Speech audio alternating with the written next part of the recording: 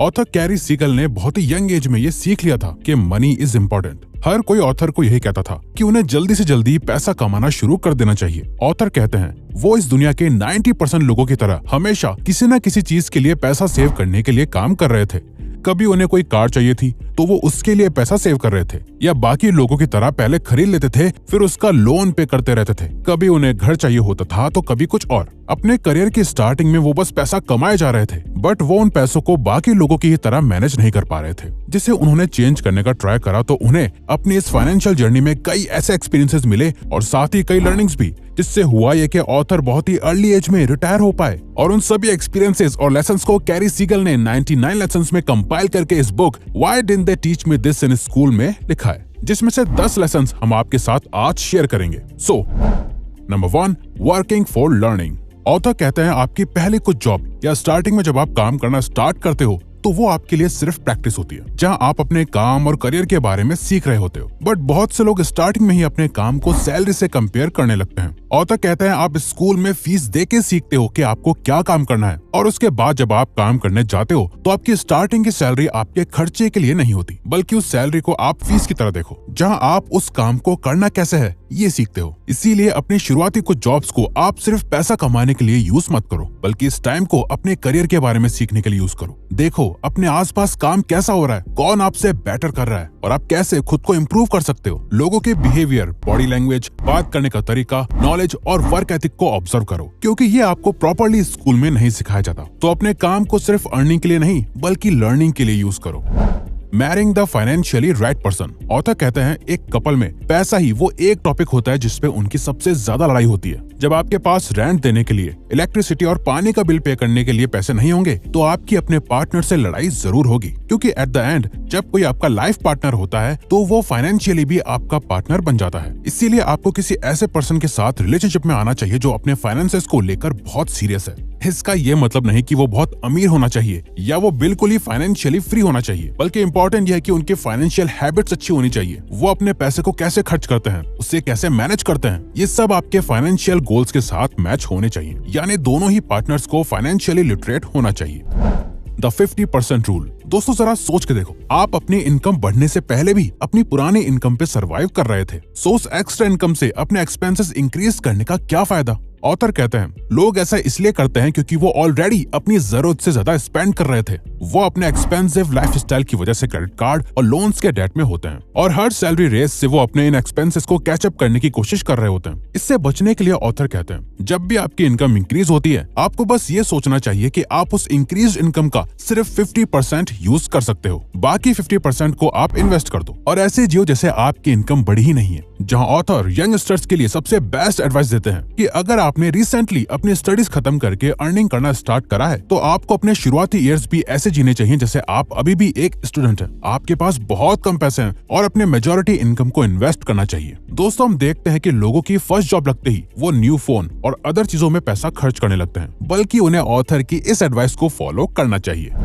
Living below your means. Warren Buffett जो कि अपनी कंपनी बर्कशायर हैथवे के थ्रू एप्पल कंपनी का टोटल 5.5% होल्ड करते हैं, वो भी आज तक सैमसंग का एक सिंपल फ्लिप फोन यूज करते हैं जो कि अराउंड $20 का है। इनफैक्ट जब आईफोन 10 लॉन्च हुआ था तब एप्पल ने उन्हें एक आईफोन 10 गिफ्ट भी करा था, बट वॉरेन अब उस फोन को यूज नहीं करते, सिंपली बिकॉज वो कहते हैं उन्हें आईफोन यूज करने की कोई जरूरत महसूस नहीं होती। उसके बिना भी सैमसंग के एक छोटे से फोन से उनका काम बहुत सही चल रहा है। इमेजिन एक बिलियनियर पर्सन आज के 2022 के टाइम में एक $20 के फोन के साथ सरवाइव करता है, और उनके एक एक्सट्रीम वेल्थ का यही एक रीजन भी है, वो अपनी जरूरत के हिसाब से ही जीते हैं। इसीलिए आपको भी अपनी जरूरत के अकॉर्डिंग ही जीना चाहिए, उससे ज्यादा नहीं। चाहे आज आपके पास पैसा कम हो और आगे ज्यादा हो तो भी आपको ये सिंपल सा रूल हमेशा याद रखना है, spend below your means. Invest wisely. दोस्तों जरूरी नहीं कि इन्वेस्टमेंट सिर्फ पैसे से ही की जाए, बल्कि अपना टाइम और एनर्जी किसी ऐसी जगह इन्वेस्ट करना जो आपको फ्यूचर में अच्छे रिटर्न्स दे पाए, वो भी एक तरह की एक इन्वेस्टमेंट ही है। जैसे कि अगर आपके पास पैसे नहीं है तो आप इंटरनेट से फ्री में कोई न्यू स्किल सीखते हो या फाइनेंशियल बुक्स पढ़ते हो, तो ये भी एक तरह की इन्वेस्टमेंट ही है जो आपको लाइफ लॉन्ग रिटर्न्स देगी। और नॉलेज और दिमाग पे करी हुई इन्वेस्टमेंट एक ऐसी इन्वेस्टमेंट है जो आपसे कभी कोई छीन नहीं सकता। लेकिन हाँ, ये इन्वेस्टमेंट भी तभी काम आएगी जब हम इसे एक्शंस में भी कन्वर्ट कर रहे हो। तो आपको हमेशा नॉलेज के साथ एक्शंस भी लेना जरूरी है, सिर्फ नॉलेज ही नहीं लेते रहनी। यानी अगर आपको लगता है आपके पास अभी इतना पैसा है कि आप इन्वेस्टिंग कर सकते हो, तो आपको अपनी एज के हिसाब से रिस्क लेके अपने पैसे को इन्वेस्ट करना चाहिए। फॉर एग्जाम्पल, अगर आप यंग हो, आपके पास बहुत ज्यादा रिस्पॉन्सिबिलिटी नहीं है, आप अपनी लाइफ को एंजॉय ही कर रहे हो और साथ ही आपके पास इन्वेस्ट करने के लिए ज्यादा पैसा भी नहीं है, तो यहाँ आपने ज्यादा नहीं बल्कि थोड़े पैसों में भी इन्वेस्टिंग कर सकते हो, जहाँ अगर आपको लॉस भी हुआ तो भी आपको बहुत ज्यादा दुख नहीं होगा। और अगर आपकी हाई रिस्क इन्वेस्टमेंट सही हुई तो फ्यूचर में आपको बहुत अच्छे रिटर्न्स भी मिलेंगे। और आज के टाइम पर आपके पास अपने रिस्क के हिसाब से हर तरह की इन्वेस्टमेंट करने का ऑप्शन है, जहां आप लो रिस्क लो रिटर्न्स जैसे स्टॉक्स में इन्वेस्ट कर सकते हो, वहीं आप हाई रिस्क हाई रिटर्न्स जैसे क्रिप्टो में भी इन्वेस्ट कर सकते हो, जिससे आज के टाइम पर बहुत से लोग मिलियनेयर्स तक बन रहे हैं। और ये आज के इन्वेस्टर्स के इन्वेस्टिंग पोर्टफोलियो का पार्ट भी है। लेकिन दोस्तों, हम सजेस्ट करेंगे कि आप हाई रिस्क और हाई रिटर्न वाले ऑप्शन में तभी इन्वेस्ट करें जब आप उसके कैपेबल हों। अगर आपकी रिसर्च अच्छी है क्रिप्टो या किसी भी और हाई रिस्क और हाई रिटर्न वाले ऑप्शन के लिए, तो ही करें। फॉर एग्जाम्पल, इसको बिल्कुल आसानी से समझने के लिए, अगर आपके पास 100 रुपए हैं और उन 100 रुपए में से आप अपने 10 रुपए यानी कि 10% इन्वेस्ट करके हाई रिस्क और हाई रिटर्न वाला रिस्क ले सकते हो, तो आप इन्वेस्टिंग का ये ऑप्शन भी ले सकते हो। Emergency fund. दोस्तों, लाइफ में चाहे कितनी भी प्लानिंग कर लो, लाइफ में किसी चीज की कोई गारंटी नहीं होती। जॉब लॉस, हेल्थ इश्यूज या कोविड जैसी ना जाने कितनी सिचुएशन आ जाती हैं, जिसके लिए आपको तैयार रहना बहुत जरूरी है। इसीलिए आपको एक इमरजेंसी फंड बनाना है, जिसमें आपको अपने एटलीस्ट 6 मंथ्स के एक्सपेंसेस जितना पैसा मेंटेन करके रखना है। इस पेंडेमिक में आप समझ ही गए होंगे कि इस इमरजेंसी फंड की कितनी ज्यादा जरूरत है। इसीलिए अपने पास इतना पैसा जमा करके रखो कि अगर आपके पास कोई अर्निंग सोर्स ना भी हो तो भी आप कम से कम 6 महीने तक तो बिना किसी दिक्कत के सर्वाइव कर पाओ, जिस टाइम को आप कोई नए स्किल को सीखने में यूज कर सकते हो, जिससे आप एक नया इनकम सोर्स क्रिएट कर पाओ।